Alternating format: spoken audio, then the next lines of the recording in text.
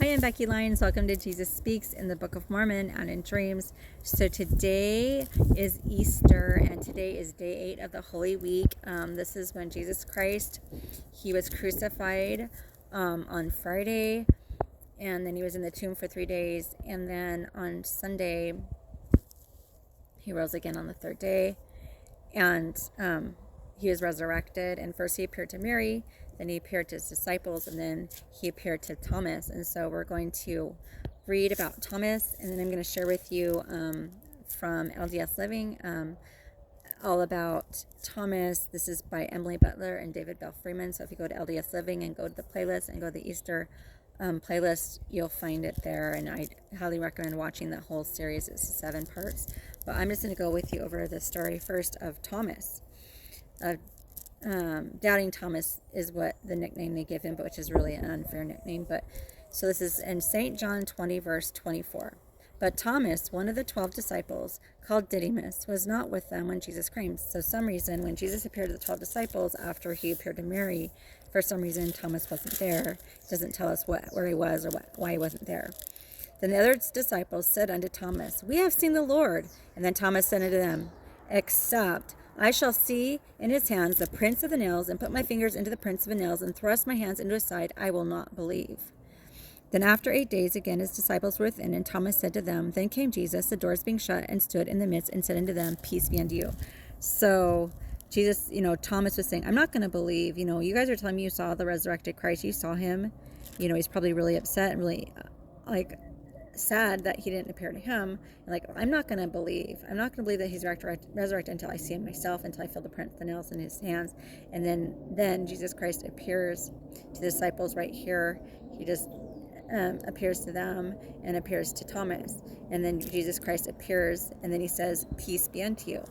And then Jesus said to Thomas, Reach hither thy finger, and behold my hands. So he's telling him to go touch the nail prints in his hands. And he says, Reach hither thy hand and thrust it into my side. And he's saying to thrust his hand into his side so he can feel where the spear is thrust into his side when he's crucified. And he says, Be not faithless, but be believing.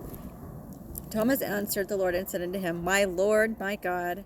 And then Jesus said unto Thomas, Thomas, because thou hast seen me, thou hast believed. But blessed are they that have not seen and yet have believed. So, you've believed because you've seen me, Thomas. But more blessed would you be if you still believed that, my disciples, and believed when they told you that I was resurrected and had not seen me. So it's more important for us to have faith and believe, even though we haven't seen Jesus personally.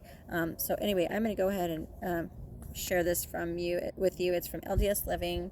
It's called An Easter Celebration by LDS Living by Don't Miss This, from Emily Belle Freeman and David Butler. So this week we have been looking at Easter, this Holy Week, through the eyes of those that were there. So this is all about the witnesses of Christ after he was resurrected, and through the eyes of those who were there. We're going to study Easter this week through the eyes of Thomas, and I really like this. Is amazing. I love this video. So what's interesting about Thomas, he gets a really bad rap, right? As doubting Thomas. So the story we're looking at today, Thomas doubts the Lord. He doubts, that the disciples saw Jesus Christ because he wasn't there, as we just read about. He gets the nickname Doubting Thomas, which is really unfair and unfortunate, because if you look back earlier in the scriptures in his life, in John chapter 11, Thomas, when the Savior says, It's time for me to go into Jerusalem to be crucified, it's Thomas in John chapter 11:16 that says, Let us also go, that we may die with him. Now that's a lot of faith. That is not being doubtful, right? A lot of faith. That's the kind of character in the heart that Thomas has. On that first Easter Sunday, Thomas arrives, but we don't know where Thomas went. He wasn't there when Jesus appeared to the other disciples, but Thomas gets there after all the other disciples saw the resurrected Christ. And they tell him, and Thomas gets there, they says, Thomas, we saw him. We saw Jesus. We felt the prints of the nails in his hands and his feet.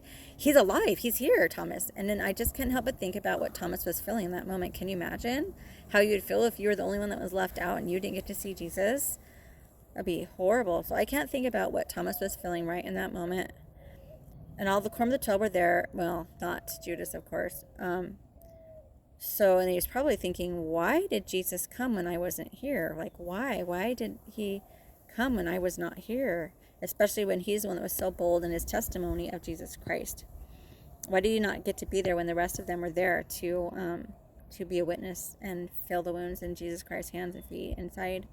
So when Jesus was going to come back, so I just think every time we read the story, I think it's just no wonder that it says after 8 days in John 20:26. So he's been waiting 8 days. They told him this amazing story, and I'm the only person that gets left out. He's probably very sensitive to this. I'm like oversensitive, and I myself, I hate being left out too. So, and he probably was super sensitive about being the only person that was not invited, and he must have felt horrible. I can only imagine how he felt. For 8 days, he goes through these types of questions, and he doubts, and he's wondering. I mean, he has to believe their story. They're all his friends. They wouldn't have just made it up, but they wouldn't have stopped talking about it either and been so excited about it. He had to be asking these questions, like, did he forget about me? Does he not love me as much as he loves the other disciples? Does he not care about me? And can you imagine? For 8 days, he is thinking all these questions. What if he doesn't come back? What if I don't see him? Like, what if everybody else got to see him and everybody else talks about it their whole lives and I never get to see him? So those were the kind of questions going through his mind, to have that experience. Why did everybody else get the miracle and I didn't, is what Thomas is thinking. That's where he's at in his mind. Then 8 days later, they're again in that same room as they were before.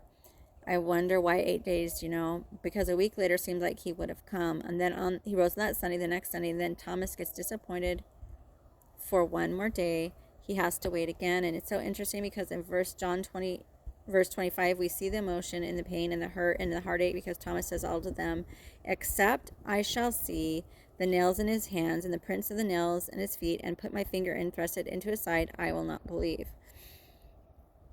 And then it's my favorite, these 3 words in the whole story. In the very middle of verse 26, it says, then came Jesus.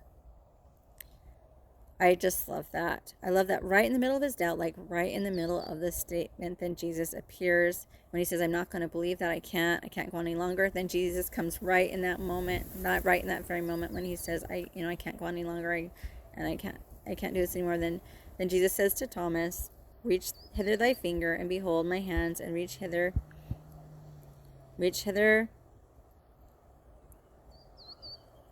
thy hand, and thrust it into my side, and be not faithless, but be believing. So how many times are we in our life, are we faithless and not believing? So what I love about that, obviously, is Jesus knew what Thomas just said, even though Thomas wasn't there yet. So unless I touch these wounds, unless I put my hands in his side, I am not going to believe that he's resurrected. And you love that because Jesus doesn't ignore the doubt. He doesn't ignore the questioning of Thomas. He goes right to the place where Thomas is saying, I just can't believe if I don't see him, if I don't have this experience. And he says, okay, Thomas, touch my wounds in my hands and my feet, my side, put your hand in my side, be believing. And I thought about this story a lot in my life. And so this is what I think to myself. In that moment, Thomas had a really personal experience with Jesus Christ and with his atonement. He saw Jesus with his own eyes. He felt it with his hands and his feet and his side, and he knew, right? He believed that's what exactly happened. So I was thinking about this one Easter, and I thought to myself, the same is true for all of us. We each are going to have the opportunity. We each are going to have moments of doubt in our lives where we're going to question things, when we're going to have moments when our hearts are heavy and we wonder if Jesus has forgotten us. If he forgot what is going on in our lives, we're going to question everything that's happening, and we're going to doubt. So what I love is that through the enabling power of Jesus Christ's atonement, that through Jesus we can see, we can feel, we can know, and we can have those assurances, and we can have hope and the strength that comes only through Jesus Christ, that he knows us, he knows me, he knows you, he knows our questions, he also knows our capacity to have hope. There's so much power in having hope, and that because hope is going to lead us to believe in Christ. It's almost like Thomas becomes, I feel like Thomas is me, that all throughout the rest of history, the experience of most people will be waiting and hoping. He almost becomes a symbol for the rest of us. I love that he says, Thomas, you are my Lord, my God. And then in 29, Jesus says, because you have seen me, you have believed. But blessed are they that have not seen and have yet believed, who will still come to that same witness. I remember several years ago, So he talks about here about a friend who was in a coma, and how everyone is so sad. The wife and the children are really sad. They're all praying for a miracle, that his friend would come out of this coma. David went to visit him. He brought him a milkshake, and they all fasted and they prayed mighty prayer, and they are all expecting a miracle, that this man would come out of the coma, and that he would they would have a miracle, and he'd be brought back. He would come out of the coma and have his life back and be able to be back with his family and with his children. So, and they kept saying, God will always, give you miracles and give you what you ask for, and keep believing and keep hoping. He's gonna come out of this, is what everyone was saying. But after all of this, he ended up passing away. He didn't get the blessing that everyone had been hoping for, and he said he remembers going to that house after this man died, and it was actually on Easter Sunday. David, he went over to the house, and it was filled with Easter lilies. So, and the wife said, was all that hoping in vain? Why didn't we get the miracle? Why didn't my husband come out of the coma? Why didn't he live? And then David says, I've wondered the same thing too when I drove away from the hospital that day. And then I thought, no, because of Jesus Christ, there is always hope.